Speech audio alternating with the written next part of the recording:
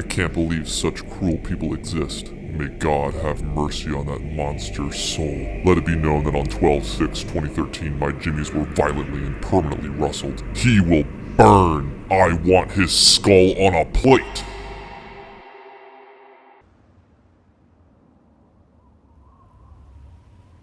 When's the last time you've been truly excited for something? And I don't mean the kind of excited like, oh, I'm getting a promotion excited, or I'm having a baby excited. That ain't exciting. Babies just sit there and do nothing. Mooching off your money. Bunch of freeloaders. No, I mean the kind of excitement that captures your soul. That kind of excitement that supersedes everything else in life. The story I'm about to tell you is one filled with passion, brotherhood, and a betrayal so devastating it nearly tore apart an entire community. This is the tale of a little website called The Survivor 2299.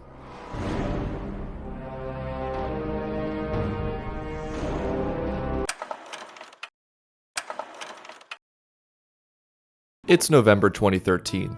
Half the world is getting only a spoonful of some free shavakadu on this new app called Vine, while the other half is amassing their collective brain power to figure out what the fox says.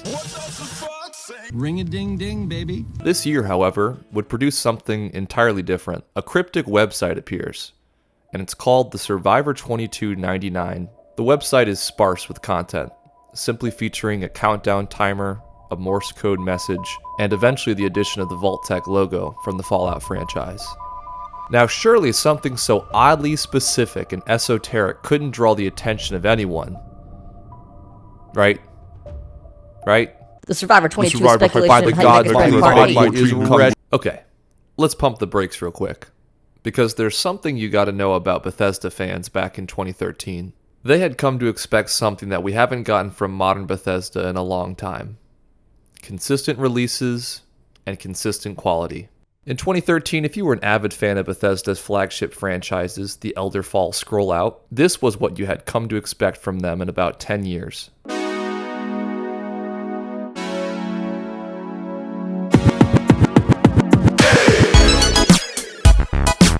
Bethesda releases Morrowind, despite some clunkiness by modern standards.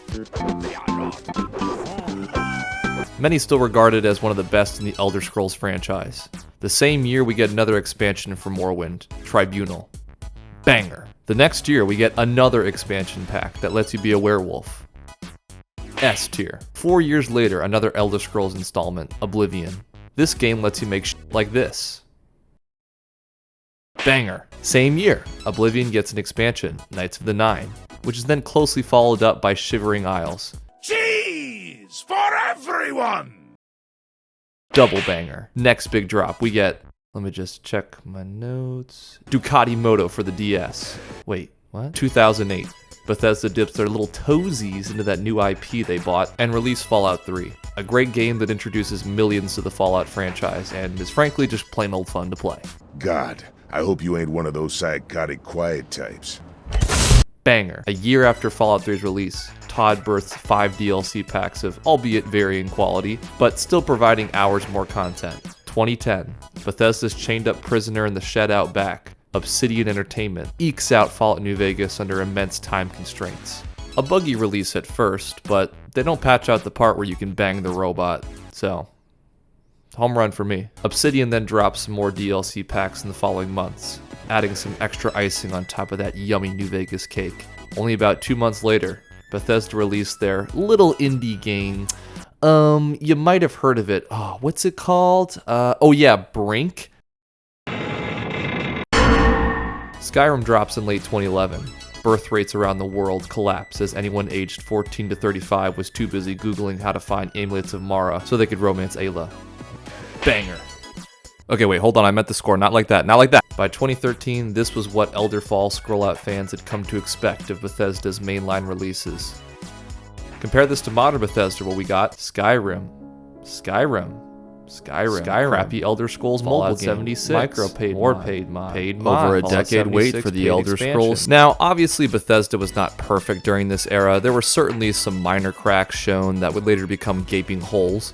Point is, Bethesda in the early 2000s wasn't missing, and the fan expectation grew higher and higher. Back to 2013. It had been a whopping 3 years since the last installment of the Fallout franchise, and the fans were getting a little antsy. How about you just give me the fucking game and not try to turn this series into Valve and Half-Life 3?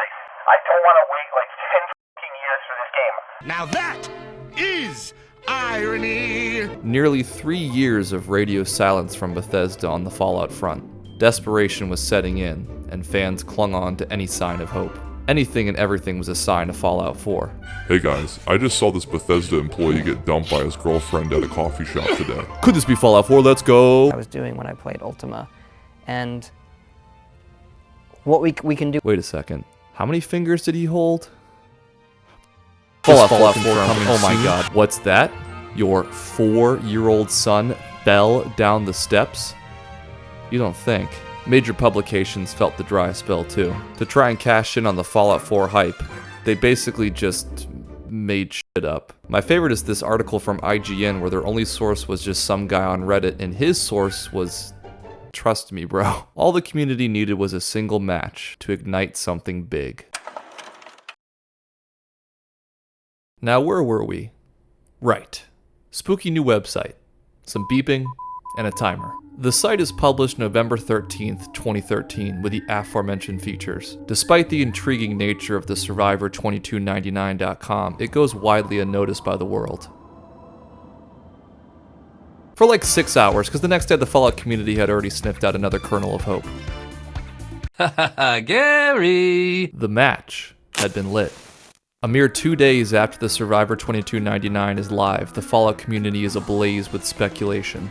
See, not only was this website registered by Bethesda, the timer was scheduled to hit 0 on December 11th, 2013.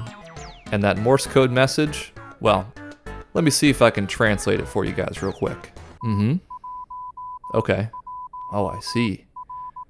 Okay, got it. Yeah, it was a bunch of fucking beeping. The code was transmitting the same date, December 11th, 2013. Why was this date so important? December 11th.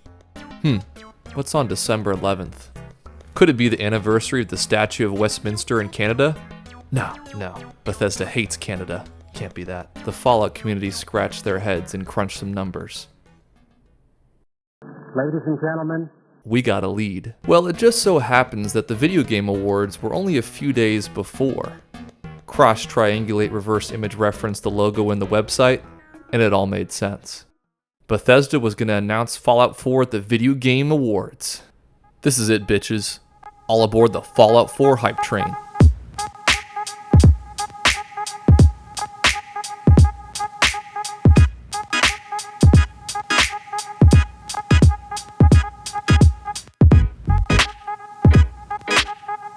There were, of course, some skeptics. However, they were no match for the ensuing hype train. People thought this could be some sort of complex ARG like the I Love Bees campaign for Halo 2. Maybe it was a guerrilla-style marketing strategy. Perhaps it was some man's plea for help from Todd Howard's basement. You smell good, boy. Or maybe, just maybe, it was Fallout 4. We truly had no idea what this was. The Survivor 2299 in its current state alone was enough to make the average Fallout fan vats in his pants. But this, dear viewer, was merely the beginning. It's now November 21st, a little over a week since the site was published. And in that time, the Fallout sleuths did some sleuthing. They had unearthed a major breakthrough in the Survivor 2299 case. There had been a leaked song that was rumored to be in Fallout 4. or relate to something that is... New song, huh? This could be huge. This could give us so many hints. Let's give it a listen. Stop! It sounded legit too. A dramatic tune lamenting the end of the world, followed by a booming orchestral score. I'll link it in the description if you're curious. It was a perfect fit for Fallout 4 soundtrack. Almost too perfect. Yeah, it turns out the main backing of this song was a rendition of the Super Mario World castle theme. God, nothing I could write would ever be funnier than that. But fear not, dear viewer. The mystery was not dead yet. Wake up, Timmy. Dad, I thought you didn't get custody till Monday. The Survivor 2299 just dropped new codes. You haven't been paying for child support, have you? A different Morse code message. Beep, beep, beep, beep, beep, beep, beep, beep, beep. It seemed to be transmitting from a radio station in Fallout 3. Perhaps this could be a hint at our main character of Fallout 4, fans theorized. Alright, well, I know I said theorize to make it sound fancy, but it looked more like this. A new text banner appears, asking visitors to reserve your future home today, and it listed a set of numbers. Ignoring the fact that 10 years ago the prospect of having to reserve the chance to actually own your home wasn't a distant fantasy, fans knew this had to be connected to Fallout 4. Reserve your family spot in a state-of-the-art underground vault today. Sign up now and prepare for the future. Those numbers next to the text? Well, they weren't just any numbers. If you entered those numbers in order on a phone keypad, it actually let you speak to another person. You know, there really should be a name for these numbers. Instantly, the phone line is jammed with thousands of callers. Most received the dreaded, "We're sorry. You have reached a number that has been disconnected or is no longer in service." But for the chosen few, they heard this unsettling message. I got lotion on my dick right now. I'm just stroking. Sorry, I couldn't resist.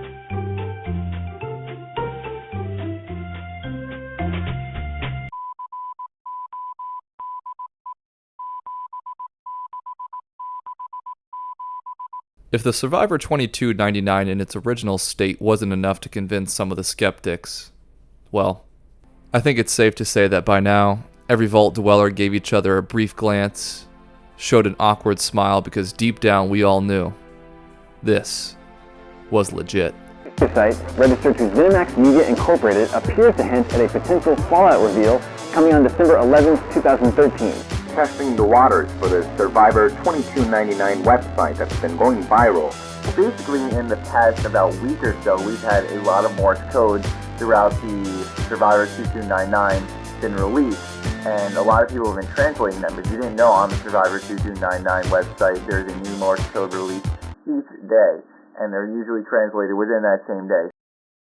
The mysterious nature surrounding the Survivor 2299 and its status as some sort of augmented reality game certainly fanned the flames of the Fallout community. Ironically though, the one thing that poured fucking gasoline on this hype bonfire was Bethesda themselves. Because Bethesda said nothing. And for the community, their silence was compliance. I mean, it makes sense, right? By this point, the website had been registered under Bethesda. It was heavily referencing previous Fallout titles, and now you have major gaming publications that were covering it. If it was all a hoax, then why hadn't Bethesda killed it already? The only conclusion that we could draw was this was real. And every single day Bethesda remained silent, our hope grew stronger.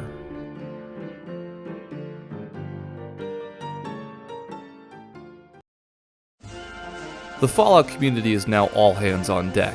A united front to uncover whatever clue Bethesda had to shit out next.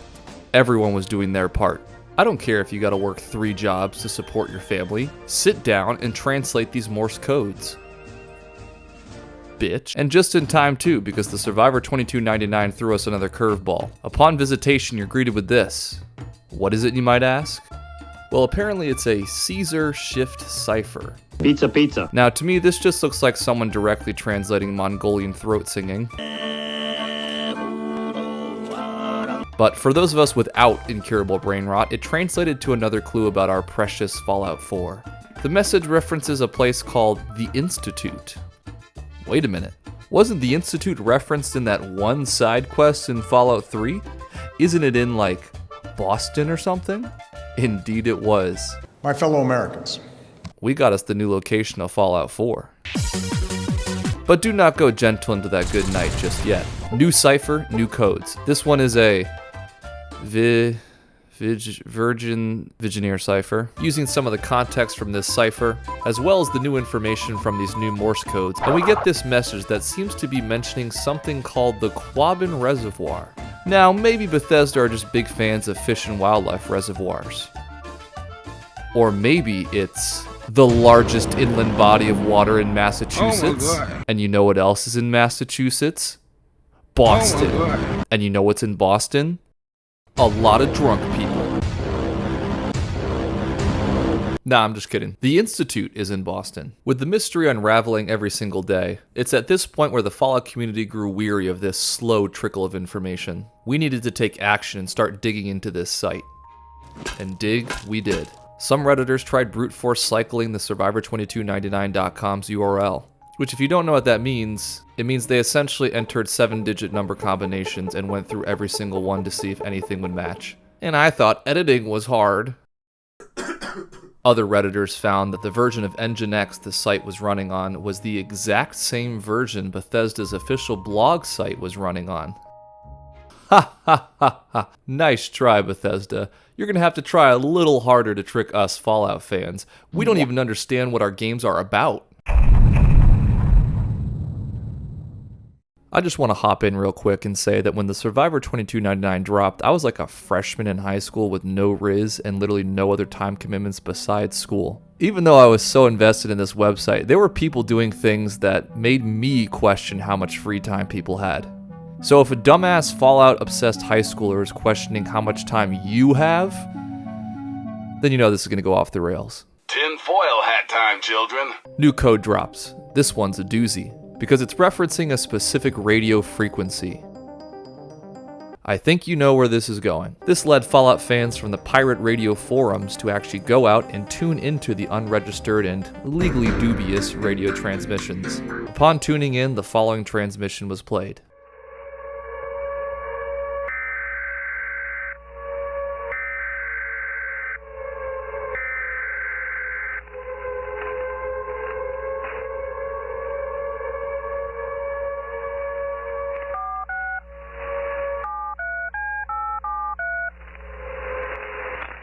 Wait a second. Those beeps at the end of the transmission, don't they kind of sound like when you press a sequence of numbers on a phone to send a message? They really gotta get a better name for that. By matching up the tones pressed on the phone dial, it's spelled, "I'm secure." As the days go by, we're now hearing news about this so-called institute being sealed, and a vault near the Quabbin Reservoir breaching. The puzzle pieces were fitting together. Breaking news. The Redditors in the URL Brute Force Department have made a shocking discovery. By typing in the following URL, we find this warning. Better yet, to find the real message, you had to highlight the entire page to find an invisible cipher, which translates to, "They don't know what's coming. It's a key to the great game." Am I on a watch list? What the fuck? So here's what we've pieced from Bethesda so far. Fallout 4 is in Boston. It involves a place called the Institute. The protagonist or potential NPC related to the protagonist survives some catastrophe. And Bethesda has killed it with this marketing. I mean, oh my god, dude, this is crazy! Only 1 week away until this timer hits 0. To say that people were hyped about the Survivor 2299 would be the understatement of the 23rd century. Every gaming outlet was talking about it. Entire blogs and Facebook pages were dedicated to cracking every minute detail. There were dozens of YouTube videos doing daily updates on the smallest changes. The Fallout subreddit had a 21-part hype mega thread. This guy made an entire map based off the shreds of information. This guy was so excited he shit his pants. And so did these guys. Speaking of shit your pants, today's sponsor is Gamer Subs. Just kidding. In the midst of this fever pitch, we receive one final message. To decipher it, and you know I didn't make this up because it's actually funny, you had to enter in the year in which the Berkeley building was completed. Which, by the way, if you didn't know, the Berkeley building is one of the tallest buildings in Boston, of course. And it's here the final message is laid out. Welcome to the Institute, the only safe place in the world. Oh my god, Fallout 4! God, I just want to find Fallout 4. I want to inject it into my veins. I'm going to literally bleed Fallout 4. I cannot wait! It needs to be December 11th, right now!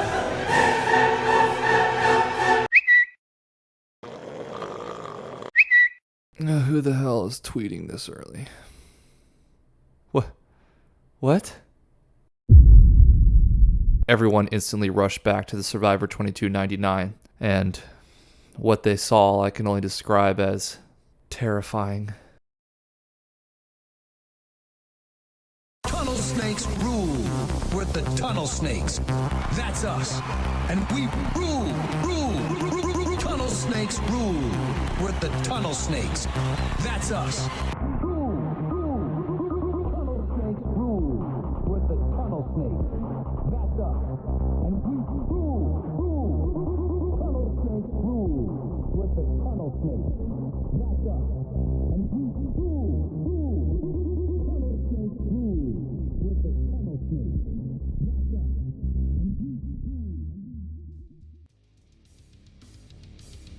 Are you kidding me? All that time wasted? 4 weeks of my life gone? That's it? I could have been outside. I could have been traveling the world. I could have been talking to actual people. But no! Instead, I spent my entire life for the past 4 weeks researching the f***ing Quabbin Reservoir? Are you kidding me?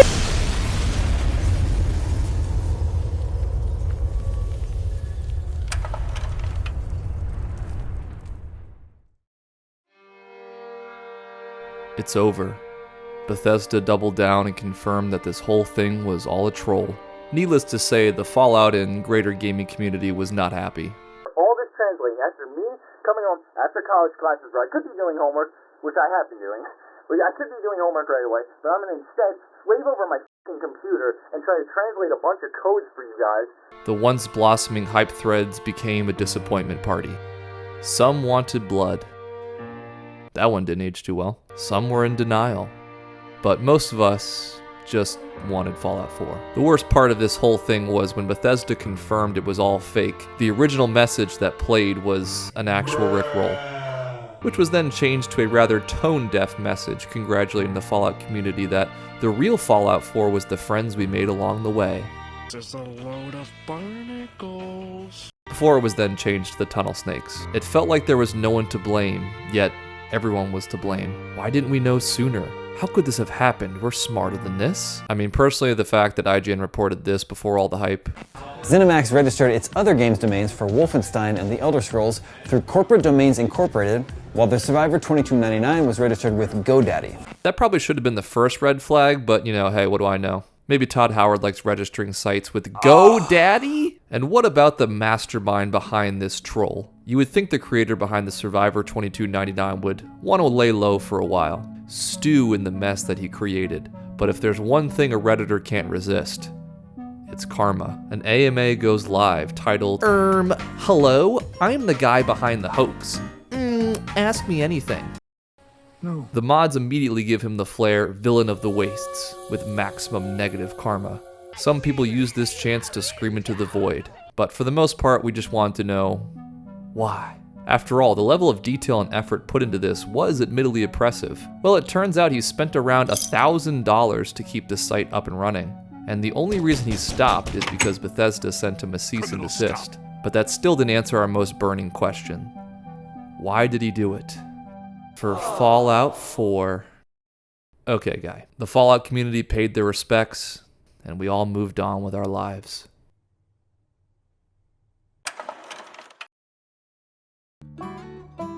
As time marched on, the dust slowly collected on the Survivor 2299. There were a few whimpers of life here and there.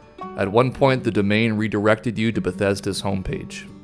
A few months later, there's rumblings of a potential Enclave mod. And in fact, the site is still running today as a fan forum. But after the hoax, no one cared. The hype train derailed long ago, and all that was left were memories of what could have been. But it wasn't all doom and gloom. Despite the pain felt by the community, despite the countless hours of work deciphering meaningless numbers, despite the catastrophic letdown that was the Survivor 2299, there was still hope. And much like a werewolf hunter's bedsheets, there's always a silver lining. Remember this guy from earlier? Well, because of his coverage of the hoax, his channel experienced tremendous growth and helped further his career as a YouTuber. Today, Mr. Matty Plays sits at well over 500,000 subscribers. I've been dying to make YouTube a full-time thing, and I thought finally here's the point where I can grow and start building up. And I got about 500 subscribers in the past week. I was getting tons of views, tons of comments, just talking with you guys all the time. The Fallout community was as united as it has been in a long time during the Survivor 2299. For just a few weeks, it felt like everyone put aside their respective opinions and just wanted to share their collective excitement. There was no complaining about how Fallout New Vegas was better because it's yellow, and Fallout 3 sucked because it was green. We all just wanted Fallout 4. And because of this, the Fallout subreddit had a massive surge of traffic as new fans joined. Even though it was only for a brief time, the Fallout community actually felt like, well, a community. And what about Fallout 4, the nexus point for this entire saga? Well, in one final act of cruel irony that I can only describe as feeling bizarrely personal, Bethesda announced the real Fallout 4 with, get this, another countdown timer. Hey pal, you just blowing from Stupid Town? Seeing another timer so soon after the Survivor 2299, most Fallout fans had a flight or fight response. Eventually though, it was confirmed to be real, and Fallout 4 did release. Strangely enough, a lot of what the Survivor 2299 predicted was actually right. It was set in Boston. The Institute did play a major role, and the protagonist was called the sole survivor. But did Fallout 4 live up to all this hype, all this speculation, years of anticipation? I mean, I liked it, but let's just say that Bethesda never changes what engine their game runs on. Seriously, it's been like 20 years. Hey, if you made it this far, thanks for watching. Believe it or not, for as long as this video was, there was still a lot of detail that I didn't cover. If you really want the nitty-gritty of how in-depth this really got, I highly recommend you check out Matty Plays and Yong Yaz series on the Survivor 2299. The amount of detail there covered is insane. So check them out. And I'm sorry this video took so long. Had a lot of real-life stuff kind of come in the way. And honestly, the more that I researched this topic, the more it kind of got crazier and crazier, but I loved it anyway. Probably my favorite video I've made in a long time. So if you liked it, follow me for more. I'll talk to you guys later. Peace.